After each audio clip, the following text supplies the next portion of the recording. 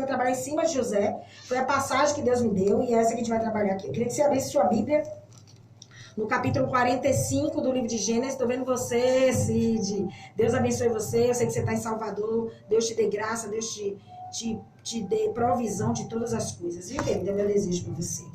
Capítulo 45 de Gênesis. Capítulo 45, eu já vou adiantar, são 3 horas e 21 minutos em Feira de Santana. Capítulo 45 do livro de Gênesis, a partir do versículo 1, diz assim. Então José não se pôde conter diante de todos os que estavam com ele, e ele clamou: Fazei sair todo homem de diante de mim. E não havia homem algum com ele, enquanto José se deu a conhecer a seus irmãos. E ele chorou em voz alta, e os egípcios e a casa de Faraó ouviu. E José disse aos seus irmãos: Eu sou José, acaso ainda vive meu pai? E seus irmãos não lhe puseram responder, pois eles estavam conturbados com a sua presença. E José disse a seus irmãos: Aproximai-vos de mim, rogo-vos. E eles se aproximaram. E ele disse: Eu sou José, vosso irmão, a quem vendestes ao Egito. Agora, pois, não vos entristeçais, nem vos ireis convosco mesmo, por terdes me vendido para cá, pois Deus me enviou adiante de vós para preservar a vida. Amém, gente? Será que deu para entender aí esse momento de José? Será que a gente só entende se tiver bem mastigadinho? O José, ele encerra esse versículo dizendo: Deus me enviou adiante de vós para preservar a vida. Todos nós conhecemos a história do José, nós conhecemos a história desse homem que se superou em várias áreas, esse homem que se superou em várias situações. José foi vencedor. Ele não só foi vencedor quando ele alcançou o governo do Egito, quando ele matou a fome da terra, ele já era vencedor a partir do momento em que ele saiu daquela cisterna. Então, a trajetória de vitória de José, ele começou quando ele saiu, né? Ou, eu vou até eu vou ser mais ousada em dizer, eu acho que a trajetória de José começou a partir do momento em que ele recebeu do pai uma túnica. Por quê? Porque José, ele já era um filho preferido. José, ele já era um filho querido, ele já era um filho amado, né? O José, ele já era um filho diferenciado entre todos os filhos. Então, assim, o José, ele já era um vencedor. Ele já era um vencedor. Nós conhecemos a história dele, conhecemos toda a sua trajetória, e não foi uma trajetória fácil, foi uma trajetória de dor, uma trajetória de luta, né? Uma trajetória que começou a partir de um sentimento terrível que nós conhecemos, né? Que nós lutamos contra o sentimento de inveja, né? A partir da inveja dos irmãos, a partir da traição dos irmãos, da deslealdade dos irmãos de sangue, não eram irmãos de igreja, não eram irmãos de culto, não eram irmãos de farra, não eram irmãos de baba, né, de jogar bola, não eram irmãos de sentar de rodinha de conversa, não. Eram irmãos de sangue. Então, a trajetória de dor de José, ele começou a partir da inveja desses irmãos aí. Quando os irmãos o lançaram naquela cisterna e, posteriormente, o venderam como escravo no Egito, né? A história de José, ela é uma personificação, viu, gente? Ela é uma comparação com a nossa própria história, né? Muitos de nós passamos por desafetos, né? Do mesmo jeito que José. Muitos de nós temos uma história de desafetos, uma história de decepção, uma história de traição, uma história de rejeição, né? E tudo isso, assim como José, começa dentro de casa, né? Muita gente, a palavra diz e nos ensina que a espada, ela é cortada dentro de casa, né? Ela começa dentro de casa. Então, assim, essa trajetória de dor de José, ela começou dentro de casa. Esses processos, esses sentimentos, essas situações todas que ele enfrentou com os irmãos dele, foi dentro de casa. Não foi na rua, não foi com um amigo de trabalho, não foi com um amigo conhecido, não. Foi dentro de casa, foi num ambiente conhecido, foi num ambiente familiar. Ele não estava num ambiente estranho, ele não estava na terra de ninguém, ele não estava num grupo desconhecido, não. Ele estava dentro de casa, num ambiente conhecido, num ambiente familiar, né? Esse processo é terrível, né? É terrível porque ele não vem de gente desconhecida. Ele vem de pessoas que nós conhecemos, pessoas que nós nos relacionamos, pessoas que até nós amamos, né, gente? Pessoas que nós até amamos, só que essas pessoas nos abandonam, né? Essas pessoas não cumprem aquilo para o qual elas foram chamadas para cumprir. Vou colocar isso aqui entre aspas, né? Vou colocar isso aqui. Só que a única diferença entre a nossa história e a história do José é que nem todos nós, eu vou dizer, a grande maioria de nós, não vai ter o mesmo posicionamento que José teve no final dessa novela aí, né? Desse folhetim. Não, a gente não vai ter esse mesmo posicionamento, não. Talvez a gente não chegue lá com essa mesma atitude que José teve, que foi o que nós lemos aqui, né? Foi o que nós lemos aqui. Os versos, eles descrevem, os versos que nós lemos, eles descrevem não só o momento mais esperado da história de José, que foi o momento em que ele se revelou para os irmãos dele, mas também o momento em que o processo de restauração familiar começa a acontecer, né? O momento em que José se revela para os irmãos, que ele mostra que ele está vivo, que ele mostra que ele continua de pé, naquele momento ali que ele se revela para os irmãos, é um momento em que o processo de restauração, de uma restauração tanto familiar quanto emocional na vida de José, ela tem início, porque a restauração ela não foi só da família. Houve uma restauração de alma, uma restauração de sentimentos, uma restauração de relacionamentos, uma restauração de emoções de José. Tudo começou ali, né? Tudo começou ali. Foi o recomeço, né? Era o primeiro passo, né? O primeiro passo desse recomeço aí foi o que a Bíblia nos diz, foi a liberação da dor. Por isso foi colocada a chamada aqui, libere a dor e perdoe. Não tem como você perdoar sem antes, eu vou tornar a repetir. Não tem como você perdoar alguém sem antes você não liberar a dor que está presa dentro de você. Sem antes você não sarar a sua dor, né? A Bíblia diz que José, ele chorou. A Bíblia é bem clara em dizer. Que José, ele chorou em voz alta. Eu acredito que José, ele berrou de dor. Eu acredito que José, ele extravasou a dor de uma forma surpreendente, né? Porque era uma dor que já vinha destruindo aquele homem internamente há muito tempo, apesar de ninguém saber, né? Porque a Bíblia não relata em nenhum momento que José tenha contado a história dele para ninguém. A Bíblia não relata em nenhum momento que José ficou se lamentando para um e para outro, murmurando para um e para outro, contando para um e para outro, chorando para um e para outro, se vitimizando para um e para outro. A Bíblia não fala isso. Então, durante muito tempo, José guardou aquele sentimento dentro dele. Durante muito tempo, aquela dor ficou escondida, ficou guardada dentro dele, né? Então, o choro que aquele homem sentiu, o momento em que ele pôde externar aquela dor, foi um choro muito alto, um choro muito... Deve ter sido um choro terrível, né? E a Bíblia diz que todo o palácio escutou a dor de José, né? Já pensou que situação? O cara já era governador do Egito. O cara era o maioral após Faraó, era José.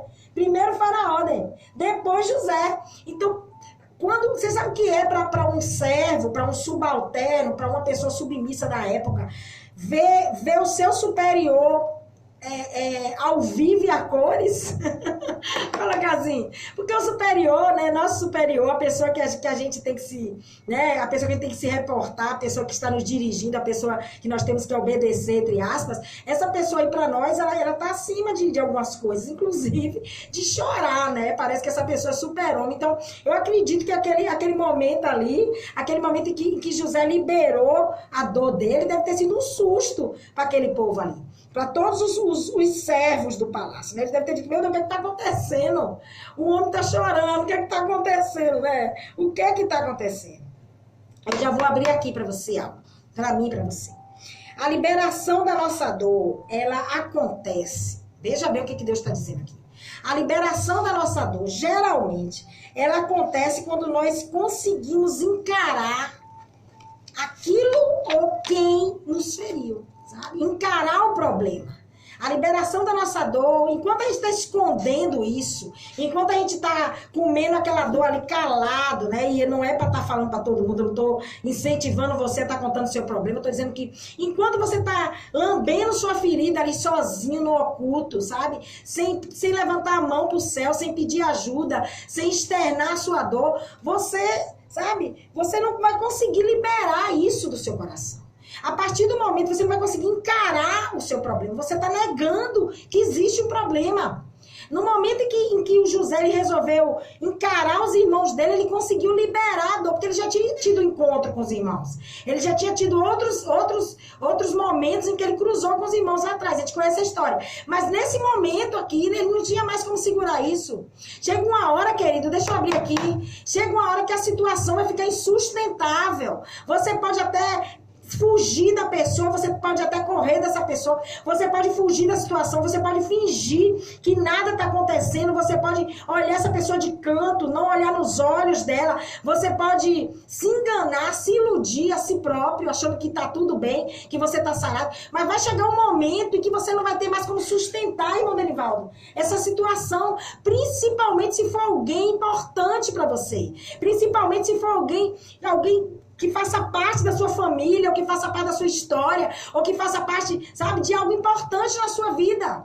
Porque já foi dito aqui que as feridas, as maiores problemas, as maiores faltas de perdão, os maiores problemas com perdão acontecem dentro de casa. Não é do lado de fora, não é na rua. Não, porque na rua dói menos, né? É muito mais difícil você sofrer por conta de um perdão negado de um irmão, de um pai, de uma mãe, de um filho, do que de um estranho, de uma pessoa que não tem seu sangue. Então, quanto mais o José, eu acredito nisso, ele passou muito tempo lambendo as feridas dele sozinho. Era de um certo modo, foi uma atitude louvável da parte de José, porque ele não saiu se lamentando por aí, foi aquilo que eu disse. Mas não foi um processo fácil, não foi uma coisa fácil, né?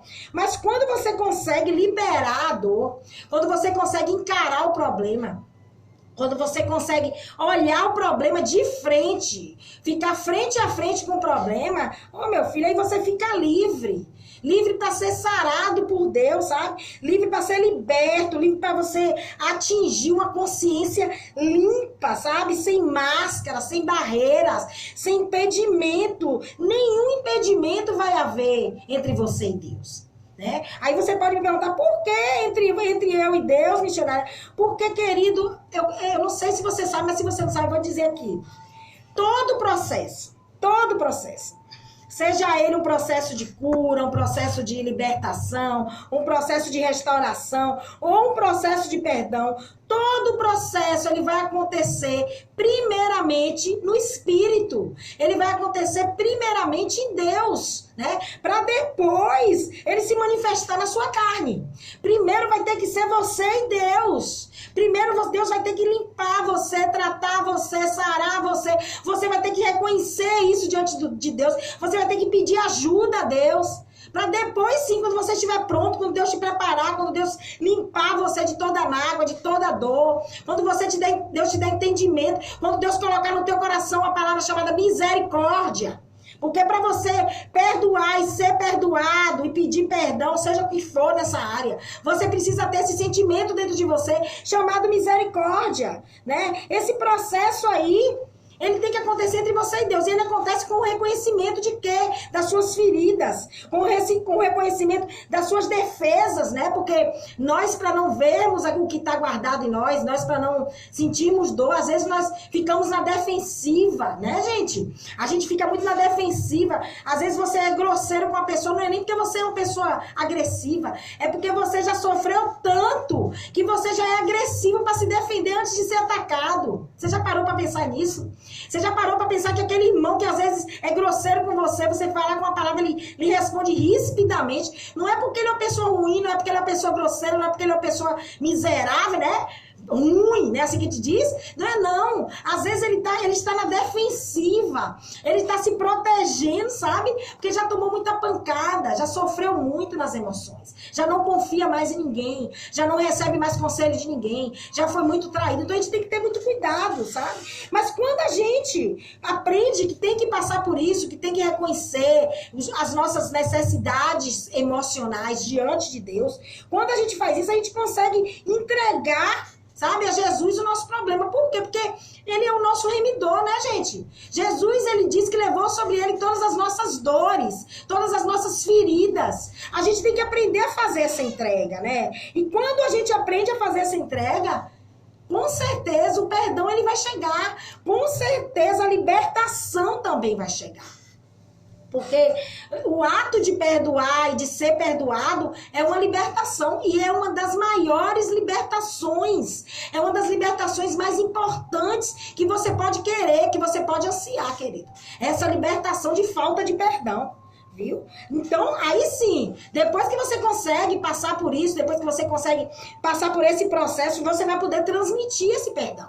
Você vai poder delegar esse perdão para as pessoas que te machucaram, né? Para as pessoas que abusaram de você. Mas primeiro você vai ter que ter lá o seu encontro com Deus, sabe? Primeiro você vai ter que, sabe, que limpar sua consciência diante de Deus, sabe? Fazer uma entrega total a Jesus. Primeiro tem que acontecer isso, para depois você poder transmitir, né? O José, ele passou por isso. O José, ele passou por esse processo aí. Foi um processo de preparação, sabe, gente? Todas as etapas da caminhada de José, todas as etapas da caminhada de José foram processos de preparação para chegar até esse momento aqui. Até esse momento aqui, que ele viveu.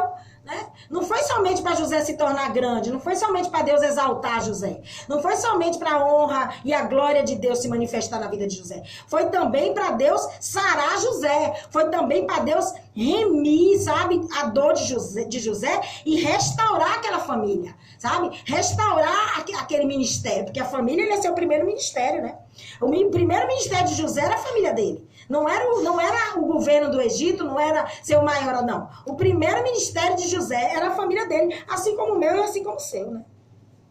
A Bíblia diz, né, eu já disse isso aqui mais cedo, que tudo coopera pro bem. Tudo. Deus, ele vai reverter sempre aquilo que é ruim para você pro bem. Deus sempre vai reverter o mal pro bem. Todos os propósitos de Deus, coloque isso na sua mente. Todos os propósitos de Deus, eles são benéficos. Nenhum propósito de Deus é pro mal. Deus diz lá em Jeremias 29, os planos que eu tenho para você não são planos de guerra, são planos do bem, são planos para coisas boas. Você tem que tomar posse disso, você tem que crer nisso, né? O José, ele sabia disso, gente. Ele entendia isso aí muito bem, muito bem. Ele havia chegado em um nível de amadurecimento com Deus muito grande, sabe? Todo o sofrimento que José passou, todos os estágios que ele passou, todas as calúnias, as perseguições, tudo que o José passou na sua caminhada. Foi preparação para esse momento. Foi crescimento na vida de José. Foi amadurecimento espiritual para José. Então ele entendia, né? Ele entendia tanto que lá no verso 5 que nós lemos, ele chega para os irmãos e diz assim, ó, quem me enviou até aqui não foram vocês, porque vocês me jogaram numa cisterna, desculpa. Porque vocês me jogaram numa cisterna, porque vocês me venderam como escravo. Não foi por vocês que eu estou aqui. Quem me trouxe até aqui foi o próprio Deus. Pra quê? Pra preservar a vida de vocês. Interessante, né? Eu quero dizer pra você que tem pessoas na tua caminhada que ela vai ser usada por Deus de duas maneiras, né? Ela tanto vai ser teu algoz, como vai ser teu sabe, não é remidor a palavra, mas teu salvador, entre aspas. Por quê? Porque às vezes a mesma pessoa que Deus usa para tratar você vai ser a pessoa que vai te fazer reconhecer, sabe? E te transformar em algo melhor, sabe? Então a gente tem que ter muito cuidado, né? Só que o fato de José entender isso, que tudo cooperava, o fato de nós entendermos a vontade de Deus, José ele entendia que tudo que estava acontecendo ali era vontade de Deus, fazia parte dos planos de Deus. O fato é que isso não anula os sofrimentos, né? Isso não anula a dor que nós temos no decorrer do caminho, isso não anula as feridas que serão abertas no decorrer do caminho. Entender a vontade de Deus, obedecer, viver a vontade de Deus, muitas vezes vai fazer com que as feridas até se multipliquem no caminho, né? Mas se a gente entende que Deus está que você está debaixo de obediência, que você está debaixo de direção de Deus, que você está fazendo aquilo que Deus te mandou fazer, que você está na direção correta, então você tem que ficar tranquilo, mesmo com tantas feridas, né? Mesmo com tanta pancada que você está levando, mesmo com tanta rasteira que você está tomando, tanta traição, tanta decepção, você tem que ter paz, né? Porque eu costumo dizer que o centro da vontade de Deus, ele é difícil, não é fácil. O centro da vontade de Deus é um lugar difícil, é um lugar doloroso, mas é um lugar que traz paz. Sempre que você estiver no centro da vontade de Deus, independente da situação, você vai sentir paz. Você vai sentir. O José, ele foi preparado por Deus. Deus deu crescimento espiritual, crescimento emocional a José, crescimento. José ele cresceu em várias áreas, tanto em todas as áreas. Deus trabalhou em José em várias áreas, mas esse trabalho todo de Deus sobre a vida desse homem não foi, eu vou tornar a repetir, somente para exaltar José, gente. Não foi somente para isso, mas principalmente, Deus não queria honrar José à vista dos homens somente. Deus queria também curar aquele homem. Deus queria também, sabe, libertar o José, sabe? Deus queria levar o José para um nível maior, de conhecimento, para um nível maior de espiritualidade, né? De espiritualidade, né?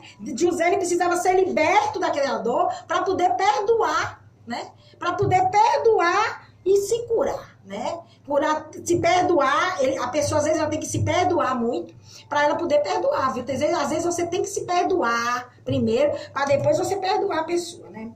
Eu quero dizer para você, querido, que não adianta nada você perdoar alguém. Não adianta. Eu quero que você deixe isso bem claro aqui. Não adianta nada você perdoar alguém se a dor ainda continua latejando. Não adianta você querer, você desejar perdoar uma pessoa se você ainda continua sentindo dor. Não adianta. É por isso que às vezes você não entende por que esse perdão que você está tentando há um tempão, né? Já tem um tempão tentando perdoar essa pessoa. Já tem um tempão tentando, né, liberar esse perdão. Mas você não consegue. Sabe por que você não consegue? Porque a ferida ela ainda está aberta. Você não consegue porque você ainda não foi curado pelo Espírito. Você não consegue ainda porque Deus ainda não curou você. E quando a cura não acontece, não é porque Deus não quer. Quando a cura não aconteceu ainda, essa cura não aconteceu ainda, não é porque Deus não está fazendo o papel dele, Deus está fazendo. É porque ou você ainda não se entregou totalmente a Deus, você não colocou seu coração totalmente na mão do Senhor, ou porque existem processos que realmente são muito mais lentos. Tem processos que são mais difíceis, dependendo da situação. Existem processos de perdão que vão demorar um pouquinho mais, gente. Deus, ele não é desorganizado. Deus não vai fazer um perdão fake só para satisfazer você, para você fingir que tá tudo bem.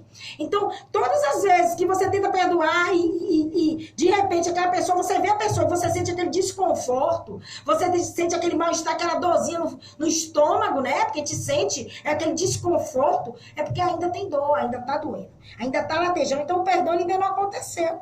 Ele pode ter acontecido à vista dos homens, você pode fingir que aconteceu, mas a dor ainda tá aí. Então, o perdão ele ainda não aconteceu, ele ainda não fluiu, viu? Não fluiu. Ainda existe dor, a ferida ainda tá aberta, Só tem uma cura para as feridas da alma, só tem uma cura para a dor, que é Jesus, não tem outra. Só Jesus, ele pode remir a sua dor, né? Quando a gente permite que ele leve sobre ele as nossas dores, né? A gente fica livre para perdoar. Quando a gente permite que ele leve sobre si todas as nossas dores, nós ficamos livres para perdoar, né? Quando nós decidimos perdoar uma pessoa, a primeira coisa que a gente tem que fazer é mudar o nosso olhar, sabe? Em relação a essa pessoa.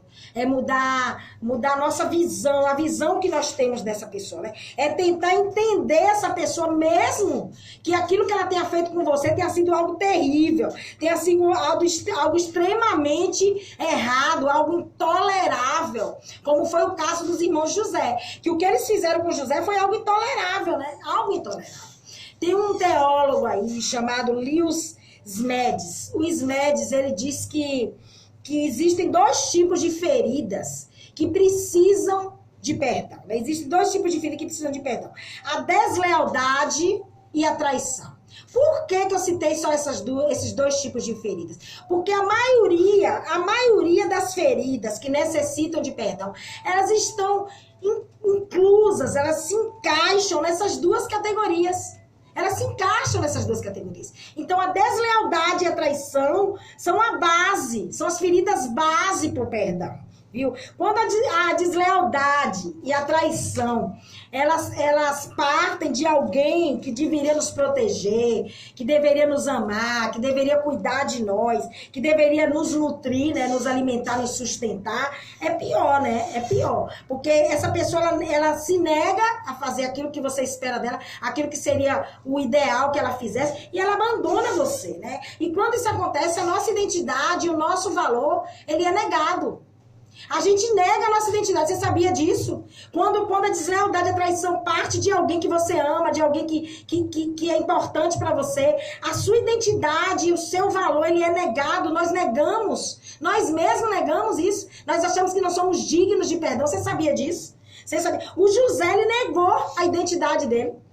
Sabia, amigo? Ele negou a identidade dele por muito tempo, ao ponto de quando o faraó mudou o nome dele, quando o faraó chegou para ele e disse assim, ó, a partir de hoje você vai se chamar Zafenate Paneia. Aí ele disse assim, ó, seu nome agora mudou. Eu não vi o José dizer nada, eu não vi o José reclamar, dizer, não, meu nome é José, eu me chamo José. Não, ele ficou quieto, ele tomou posse daquela identidade. Sabe por quê, gente? Porque é mais fácil você esquecer do que lembrar. Sabia?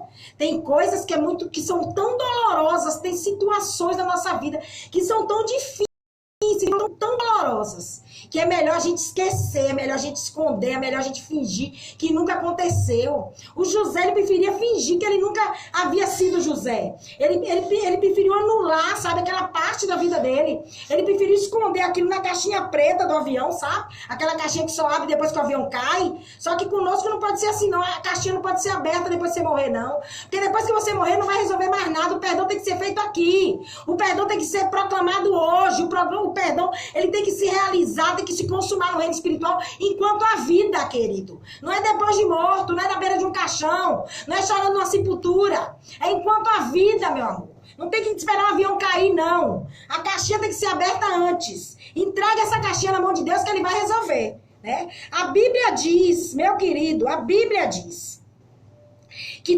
todos tiveram que sair da sala. Todos tiveram que sair daquela sala porque José, ele queria se revelar aos seus irmãos na intimidade.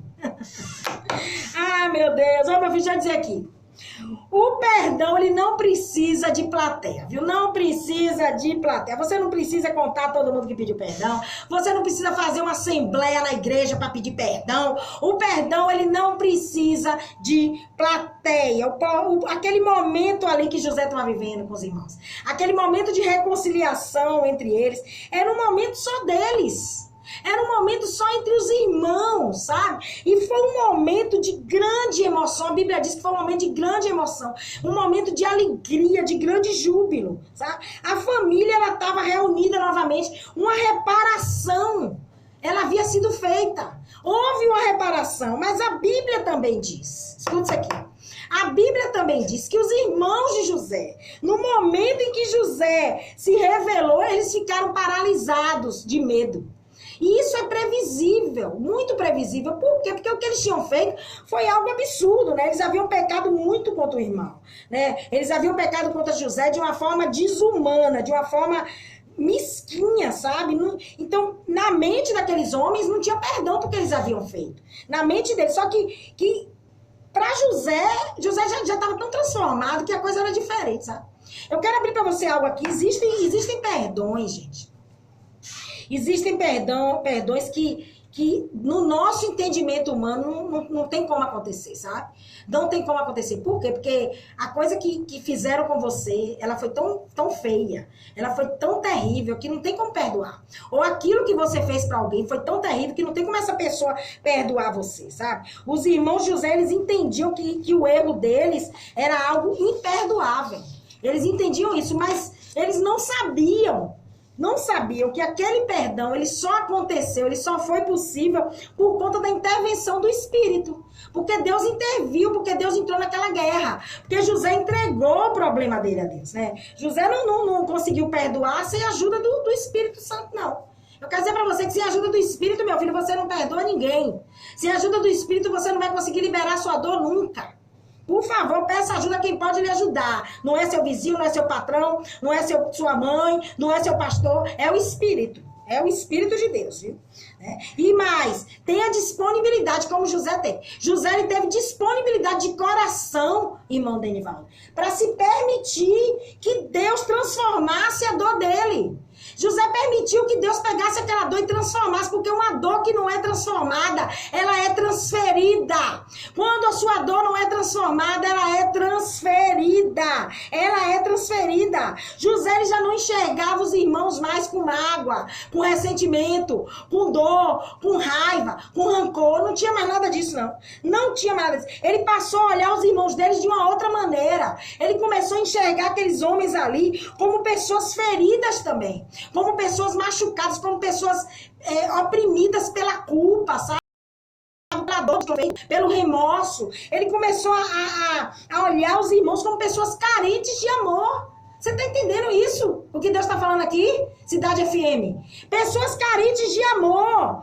Ainda que o que eles tinham feito com José tenha sido algo inaceitável, sabe? Ele mudou a visão dele. A verdade é que José ele conseguiu fazer algo inédito. Ele conseguiu separar os irmãos do que os irmãos tinham feito. Ele conseguiu separar a pessoa dos irmãos do ato dos irmãos. Será que a gente consegue separar aquela pessoa que nos feriu do que ela fez conosco? Olhar aquela pessoa sem lembrar do que ela fez? Olhar para aquela pessoa de um jeito sem lembrar do que ela fez? Isso é separar, sabe? A pessoa do pecado, a pessoa do erro, a pessoa da má escolha, a pessoa da injustiça. Foi isso que José fez. Ele conseguiu separar, né? E por ele conseguiu perdoar e conseguiu se reconciliar com os irmãos, sabe?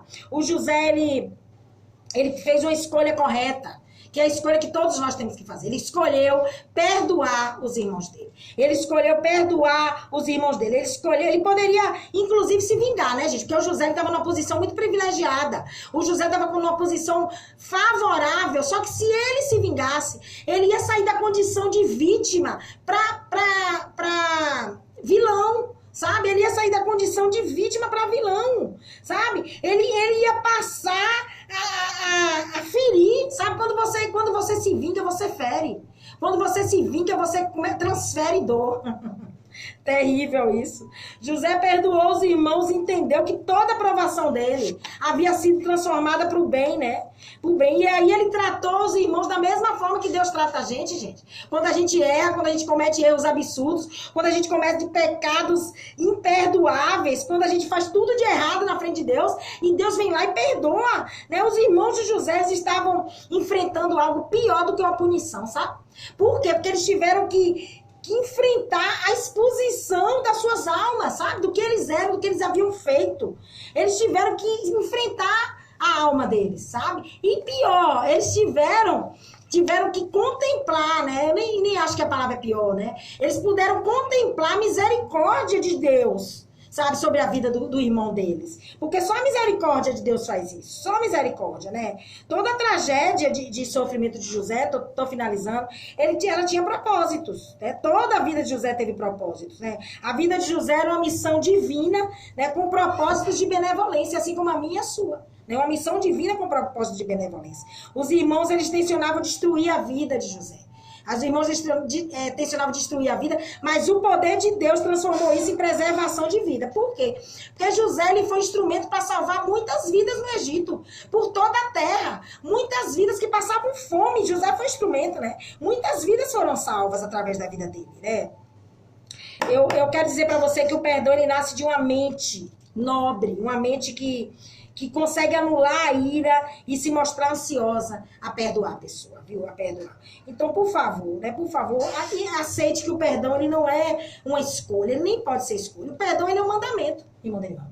O perdão ele é a ordenança de Deus. O perdão, a oração que Jesus nos ensinou ensinou, ela é muito clara. Perdoai aos homens as suas ofensas, assim como eu perdoo vocês. Então o perdão, ele é uma necessidade, ele é um decreto, né? Às vezes o nosso propósito não aconteceu, a nossa vida não caminha, a nossa vida não deslancha, porque o nosso coração está travado, existem barreiras no reino espiritual, sabe? No reino espiritual o inimigo está segurando o seu propósito, segurando a tua vitória. Por quê? Porque você não libera a sua dor, você não libera o perdão, né? Não é fácil, não.